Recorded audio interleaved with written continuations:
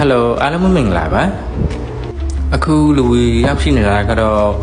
39ချိန်မြောက်တတ်တော်ပူဇော်ပွဲပဲဖြစ်ပါတယ်မောက်ဆိုင်တွေလည်းအများကြီးရှိတယ်အခုဆိုလူတို့ကချောင်းဝယ်ရေဝင်မှာဖြစ်ပါတယ်မီးရောင်ဆောင်တွေကလည်းတအားကိုလှတယ်ကွယ်ဒီနေ့လူတို့ရောက်လာတာကလူတိတ်မစီဘူးပေါ့နော်ခါတိုင်းရက်တို့ဆိုလူတော်တော်စီတယ်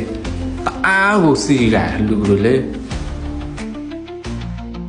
ဒီနေ့ဗီဒီယိုကနည်းနည်းရှည်တယ်ပေါ့နော်9မိနစ်စာလောက်ရှိပါတယ်အဆုံးထိကိုတီးခံပြီးတော့ကြည့်ပေးကြပါလို့လူရတောင်းဆိုချင်ပါတယ်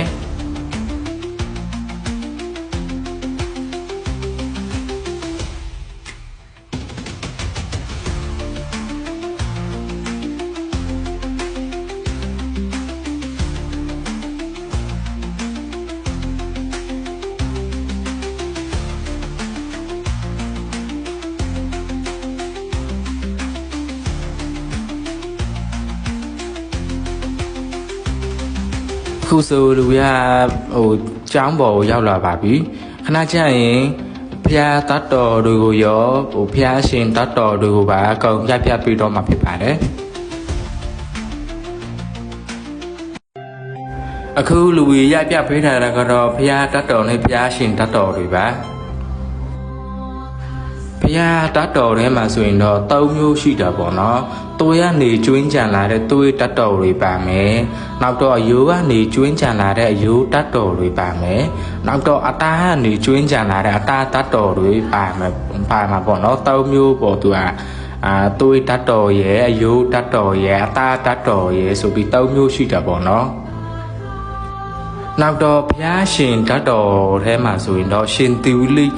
ဓာတ်တော်တွေပါမယ်နောက်တော့ရှင်မုတ်ကလန်ဓာတ်တော်တွေပါမယ်ရှင်နုရထဓာတ်တော်တွေပါမယ်လုံးဝကိုရေတော့လို့မနိုင်လောက်အောင်ကိုရှိတာအများကြီးရှိတာပေါ့နော်အထဲမှာလူမသိတာတွေလည်းအများကြီးရှိတယ်ဒီဘုရားဓာတ်တော်နဲ့ဘုရားရှင်ဓာတ်တော်တွေကလေတစ်နှစ်ထက်တစ်နှစ်ပိုနေတာတိတာကိုပိုနေတာပေါ့နော်ဘယ်လိုပြောမလဲတချို့က plain ကွဲတာတွေလည်းရှိတယ်တချို့ကတတ်တော်ထဲတဲ့ချုပ်တွေကွဲနေတာတွေလည်းရှိတယ်တိတာကိုပိုနေတာပေါ့နော်ဒီတတ်တော်ပူဇော်ပွဲရလေတစ်နှစ်ကိုတစ်ကြိမ်ကျင်းပနေတာပေါ့နော်ဖျားပွဲကျင်းပမရက်ကတဘိုးတော်လဆုပ်73ရက်နေ့ကနေတပေါင်းလဆန်း9ရက်နေ့အထိ9ရက်9ညတိုင်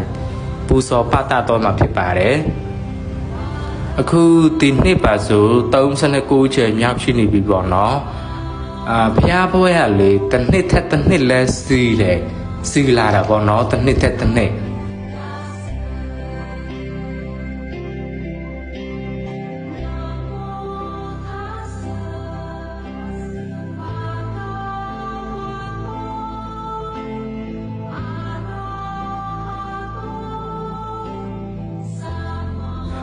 တတ်တော်ပူဇော်ပွဲကျင်းပမဲ့နေရာကမွန်ပြည်နယ်မူတော်မြို့နယ်ကမာဝက်မြို့တတ်တော်ကျောင်းမှာကျင်းပသွားမှာဖြစ်ပါတယ်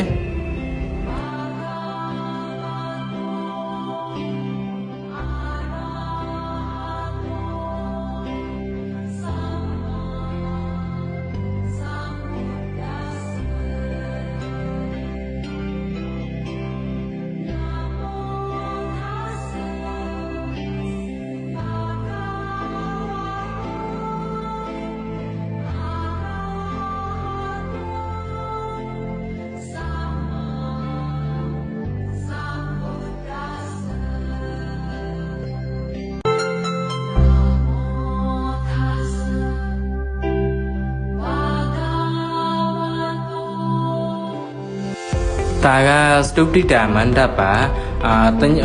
တနေ့တစ်မျိုးပေါ့နော်ကျွေးတာ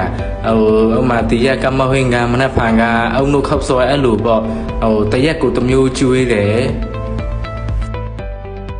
အခုဆိုလူရ